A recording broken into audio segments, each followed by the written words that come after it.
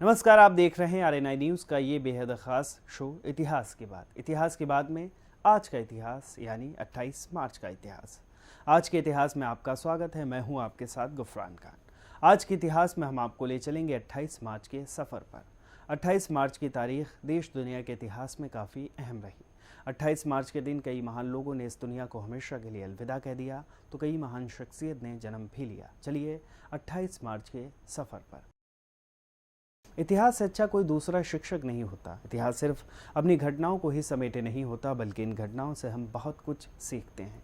हर गुजरता दिन इतिहास में कुछ नई घटनाओं को जोड़कर चला जाता है। ऐसे ही तारीख थी 28 मार्च की। नेताजी सुभाष चंद्र बोस 28 मार्च 1941 में नज़रबंदी से बचकर बर्लिन पहुंचे थे। भारत की आज़ादी के आंदोलन में ऐसे अनेक क्रांतिकारी उभरे जिन्होंने मुल्क को पराधीनता की बेड़ियों से मुक्त कराने में अपना महत्वपूर्ण योगदान दिया और हमेशा के लिए अपने देशवासियों के दिलों पर छा गए। ऐसे ही क्रांतिकारी हैं अपना सब कुछ देश की आज़ादी के लिए दांव पर लगाने वाले नेताजी सुभाष चंद्र बोस। महान देशभक्त और कुशल नेता सुभाष चंद्र बोस अंग्रेज़ों के लिए सबसे खतरनाक व्यक्ति थे। ब्रिटिश सरकार सुभाष बोस को हथकड़ियाँ पहनाने के बहाने खोजती थी। वो किसी भी कीमत पर उन्हें आज़ाद नहीं छोड़ना चाहती थी। उनकी गतिविधियों ने न सिर्फ अंग्रेज़ों के दांत खट्टे कर दिए, बल्कि उन्होंने देश को आज़ाद कराने के लिए अपना सब कुछ न्यौछावर कर दिया और एक फ़ौज भी खड़ी कर दी, जिसे नाम दिया आज़ाद हिंद फ़ौज। सुभाष चंद्र बोस ने सशस्त्र क्रांति द्वारा भारत को स्वतंत्र कराने के उद्देश्य से 21 अक्टूबर 1943 को आज़ाद हिंद फौज सरकार की स्थापना की और आज़ाद हिंद फौज का गठन किया। देश को जय हिंद का नारा देने वाले और इसी ललकार के साथ अंग्रेजी हुकूमत का डटकर सामना करने वाले नेताजी सुभाष चंद्र बोस का नाम भारत के स्वतंत्रता संग्राम के महान क्रांतिकारी वीरों में बड़े सम्मान और श्रद्धा के साथ लिया जाता है। अत्यंत निडरता और सशस्त्र उपायों द्वारा सुभाष चंद्र बोस ने जिस प्रकार अंग्रेज़ों का मुकाबला किया, उसके जैसा अन्य कोई उदाहरण नहीं मिलता। तभी इनका पूरा जीवन आज भी युवाओं के लिए प्रेरणा का स्रोत है। डॉक्टर मार्टिन लूथर किंग ने 28 मार्च 1965 में काले अमेरिकियों के अधिकारों के लिए एलबामा की राजधानी मॉन्टगोमरी में 25,000 लोगों के साथ मार्च निकाला था। क्या आपने कभी सुना है कि यदि हवाई जहाज़ उड़ाते हुए पायलटों को पता चले कि उनके जहाज़ में कोई क्रांतिकारी एक सामान्य यात्री के रूप में यात्रा कर रहा है, तो वो कॉकपिट से बाहर आकर हवा में ही उसका ऑटोग्राफ मांगने लगे। भारतीय पायलटों ने ऐसा एक बार नहीं, कई बार किया और वो महान क्रांतिकारी थे Martin Luther king. King junior के प्रति पूरे भारत में इतना प्रेम था और उनके आंदोलनों को भारतीय प्रेस भी इतना अधिक कवरेज मिला था कि कई बार गांव और कस्बों में भी उन्हें आसानी से पहचान लिया गया।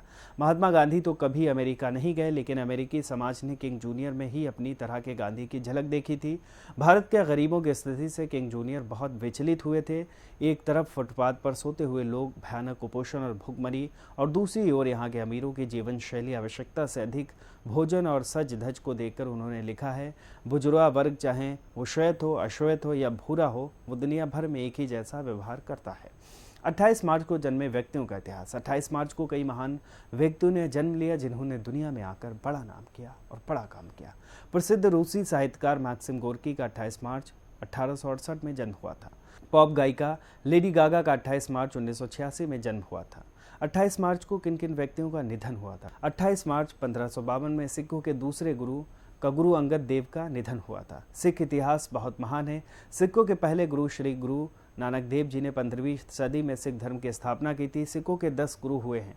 10 गुरुओं के उपदेश श्री गुरु ग्रंथ साहिब में दर्ज हैं। सिख श्री गुरु ग्रंथ साहिब को गुरु मानते हैं। सिखों के पहले गुरु श्री गुरु नानक देव जी हैं। गुरु नानक देव जी का जन्म 15 अप्रैल 1469 को ननकाना साहिब में हुआ था। गुरु नानक देव जी का जन्म एक हिंदू परिवार में हुआ था। इनके पिता का नाम मेहता कालू जी था और माता का नाम तृप्ता देवी। गुरु नानक देव जी ने अपने जीवन काल में कई यात्राएं की और जगह जगह जाकर सिख धर्म की महानता का प्रचार किया। समाज में फैले मतभेद और कुरीतियों को उन्होंने अपने चमत्कारों और ज्ञान से खत्म किया। श्री गुरु नानक देव जी ने ही लंगर प्रथा शुरू की थी, जो आज भी गुरुद्वारों में निरंतर चल रही है। दुनिया छोड़ने से पहले गुरु नानक देव जी ने गुरु अंगद देव जी को अपना उत्तराधिकारी बनाया। श्री गुरु नानक देव जी ने ही पवित्र शब्द वाहेगुरु की रचना की थी और कहा जाता है जो वाहेगुरु का नाम जपा करेगा वो भव सागर से पार हो जाएगा। फिलहाल आज के वीडियो में बस इतना ही। ऐसे ही तमाम जानकारी के लिए बने रहिए आरएनआई न्यूज़ के साथ। हमारे चैनल को लाइक करें, सब्सक्राइब करें, बेल आइकन को जरूर दबाएं और वीडियो को ज़्यादा से ज़्यादा शेयर करें। देश दुनिया की तमाम खबरों को नए अंदाज में देखने के लिए बने रहें हमारे साथ और देखते रहें आरएनआई न्यूज़।